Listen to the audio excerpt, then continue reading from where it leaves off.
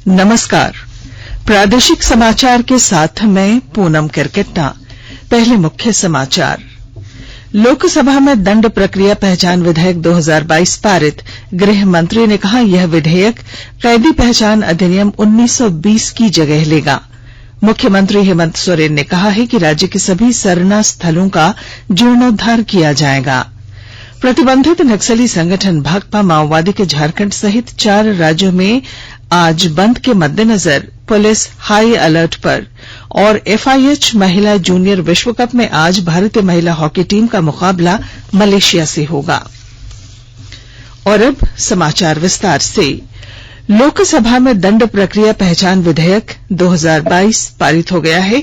इस विधेयक में अपराधियों की पहचान और आपराधिक मामलों की छानबीन तथा अपराध से जुड़े मामलों के रिकॉर्ड रखने की व्यवस्था है।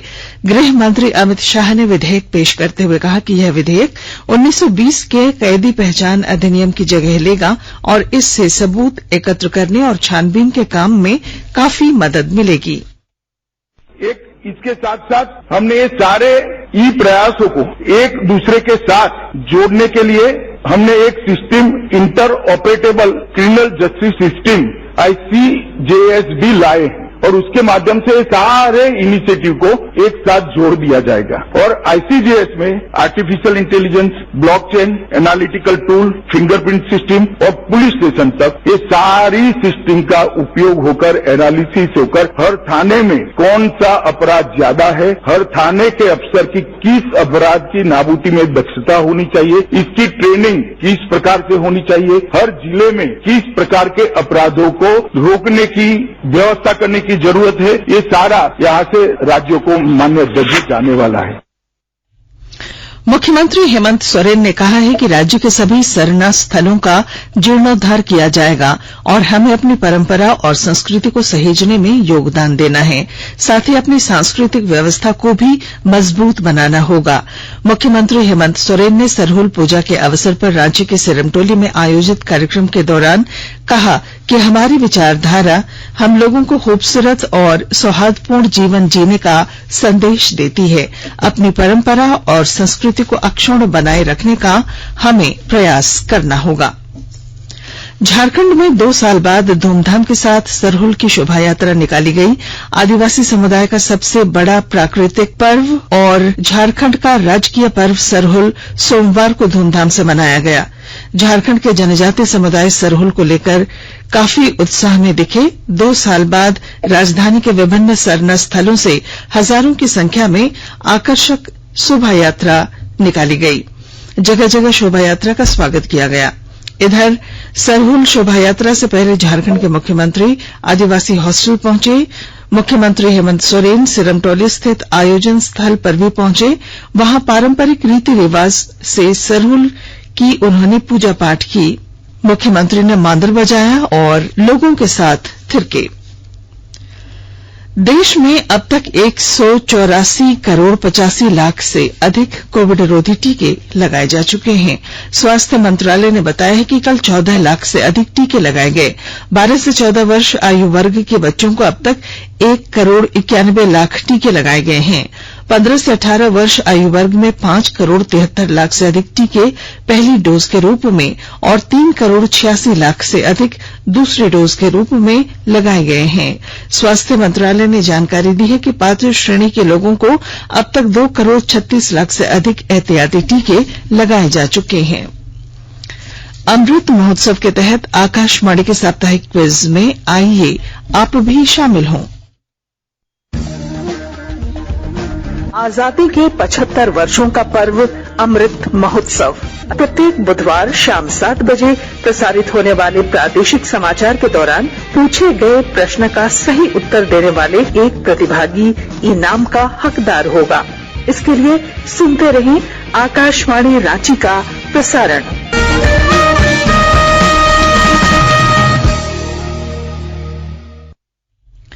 विश्वविद्यालय अनुदान आयोग यूजीसी ने स्पष्ट किया है कि स्नातक पाठ्यक्रम में प्रवेश के लिए केंद्रीय विश्वविद्यालय साझा प्रवेश परीक्षा CUET के लिए विश्वविद्यालयों को केवल राष्ट्रीय परीक्षा एजेंसी एनटीए की वेबसाइट पर पंजीकरण कराना होगा। यूजीसी के अध्यक्ष जगदीश कुमार ने कहा कि विश्वविद्यालयों को इसके लिए एनटीए और यूजीसी को कोई फीस नहीं देनी होगी। एनटीए और यूजीसी के साथ किसी समझौता ज्ञापन पर हस्ताक्षर भी जरूरी नहीं है। श्री जगदीश कुमार ने कहा कि विश्वविद्यालय प्रवेश के दौरान विद्यार्थियों द्वारा जमा कराए गए सीयूसीईटी स्कोर की पुष्टि राष्ट्रीय परीक्षा एजेंसी के स्कोर डेटा से कर सकते हैं, जो उन्हें उपलब्ध करा दिया जाएगा। नई शिक्षा नीति 2020 के अनुसार वर्ष 2022-23 के लिए केंद्रीय विश्वविद्यालयों में प्रवेश के लिए common university entrance test CUET का आयोजन किया जाएगा, जिसमें छात्रों, विश्वविद्यालयों और समूची शिक्षा प्रणाली पर बोझ कम किया जा सके। शिक्षा राज्य मंत्री डॉ सुभाष सरकार ने लोकसभा में लिखित उत्तर में कहा कि इस परीक्षा का उद्देश्य स्नातक कक्षाओं के लिए विभिन्न बोर्ड के छात्रों को एक ही स्तर पर मूल्यांकन के साथ समान अवसर देना है। आकाशवाणी के ताजा तरीन समाचारों के लिए आप हमारी वेबसाइट newsonair.com पर लॉग ऑन कर सकते हैं। ताजा समाचार Twitter handle @AIR News Alerts और Facebook page all India radio news पर भी उपलब्ध है। आप प्रादेशिक समाचार एकांश के Twitter handle @AIR News _Ranchi और फेसबुक, इंस्टाग्राम पेज तथा YouTube channel AIR News Ranchi पर भी हमारे बुलेटिन सुन सकते हैं। प्रादेशिक समाचार आप आकाशवाणी रांची से सुन रहे हैं और अब पेश हैं कोरोना से बचाव के कुछ संदेश। चलो मिलकर एक शुरुआत करें, चलो एक फैसला आज करें, मास्क नहीं तो टोकेंगे, कोरोना को रोकेंगे, चलो एक इरादा करते हैं, चलो कुछ वादा करते हैं, मास्क नहीं तो टोकेंगे, कोरोना को रोकेंगे। भारत सरकार द्वारा जनहित में जारी। कोविड-19 से बचाव और सुरक्षित रहने के 3 उपाय। मास्क लगाएं, 2 गज दूरी है जरूरी, सुरक्षित दूरी रखें, हाथ और मुंह साफ रखें।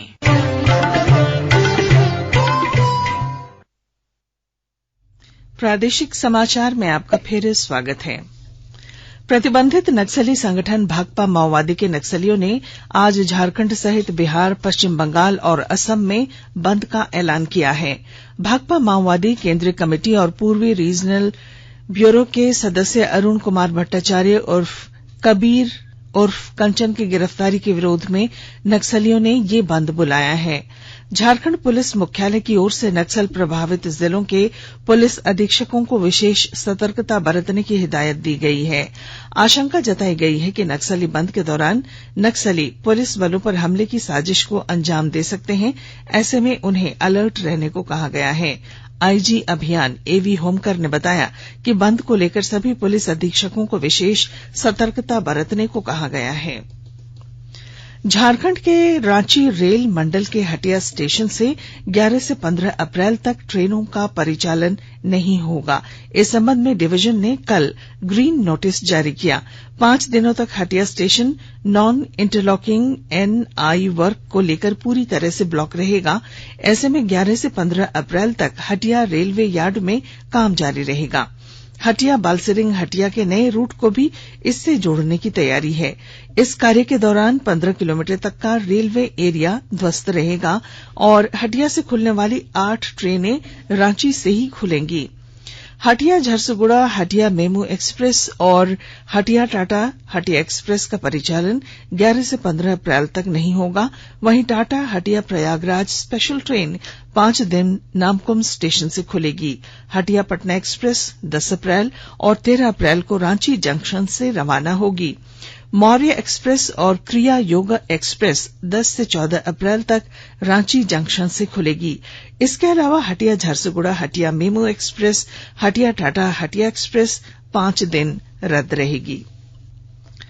केंद्रीय जल शक्ति मंत्रालय की ओर से संचालित जल संचयन योजना गोड्डा जिले में काफी उपयोगी साबित हो रही है।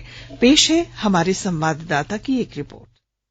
गोड्डा जिले में केंद्र सरकार के लगातार प्रयासों से गांव के किसान, मजदूर, खासकर महिलाएं आर्थिक रूप से सशक्त हो रहे हैं। केंद्र सरकार के जल शक्ति मंत्रालय द्वारा लगातार रोजगार सेवकों एवं मजदूर मेटों को जल संचयन एवं इससे होने वाले लाभ के बारे में बताया जा रहा है। उन्हें इसकी ट्रेनिंग दी जा रही है। केंद्र के ग्रामीण विकास ट्रस्ट के कृषि विज्ञान केंद्र द्वारा वाटर कंजर्वेशन, मिट्टी के संरक्षण, पानी बचाओ अभियान, रेन वाटर हार्वेस्टिंग आदि के तरीके सबसे अंतिम स्तर तक पहुंचाए जा रहे हैं। High impact mega water project यानी हासा द्वारा इस वर्ष के आगामी नवंबर माह तक लगातार ट्रेनिंग दी जाएगी। आकाशवाणी समाचार के लिए गोड्डा से मैं रंजन कुमार। खेल मंत्रालय राष्ट्रमंडल और एशिया खेल 2022 के लिए प्रशिक्षण और उपकरणों पर 1 अरब 90 करोड़ रुपए खर्च करेगा। मंत्रालय ने 33 खेलों के प्रशिक्षण और प्रतिस्पर्धा का वार्षिक कैलेंडर तय कर लिया है। विभिन्न राष्ट्रीय खेल परिसंघों के लिए वित्त वर्ष 2022-23 में 2 अरब 59 करोड़ रुपए के अनुदान का प्रावधान किया गया है। 33 राष्ट्रीय खेल परिसंघों के साथ प्रतिस्पर्धाओं और प्रशिक्षण कैलेंडर पर चर्चा के बाद यह बजट तय किया गया है। युवा कार्य और खेल मंत्री अनुराग ठाकुर ने बताया कि सरकार ने राष्ट्रीय खेल परिसंघों की ओर से वर्ष 2022-23 के दौरान प्रशिक्षण और प्रतिस्पर्धाओं तथा विशेष रूप से आगामी राष्ट्रमंडल खेलों और पैरा एशियाई खेलों के कार्यक्रमों के प्रस्तावों पर विचार किया है। उन्होंने कहा कि एथलेटिक्स की तैयारी के लिए राशि कोई बाधा नहीं बनेगी। Korea open super 500 badminton tournament में लक्ष्य सेन, किदाम्बी श्रीकांत और पीवी सिंधु भारतीय अभियान का नेतृत्व करेंगे। प्रतियोगिता आज से शुरू हो रही है। दक्षिण अफ्रीका के पोटसेफ्स्ट्रम में FIH महिला जूनियर विश्व कप में आज भारतीय महिला हॉकी टीम का मुकाबला पूल डी के आखिरी मैच में मलेशिया से होगा।